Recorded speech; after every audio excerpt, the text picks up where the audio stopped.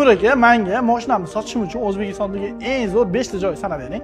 Okey, men sizga sanab beraman. Faqat mashinani tushunadigan odam bilan borishingiz kerak. Birinchisi o'sha mashhur, hamma biladigan OLX. U yerda siz rasmlarni va xarakteristikani qo'yishingiz mumkin. Agar reklama platniy qo'yadigan bo'lsangiz, ko'pchilikga ko'rinadi. Ikkinchi o'rinda o'zimizniki mashina bozor. U joyda asosan shanba va yakshanba mashinalar sotiladi. Iloji bo'lsa, juma kuni mashinani olib borishingiz kerak. Uchinchisi indeks bozor. Indeks bozorda o'zingiz to'g'ridan to'g'ri sota olmaysiz.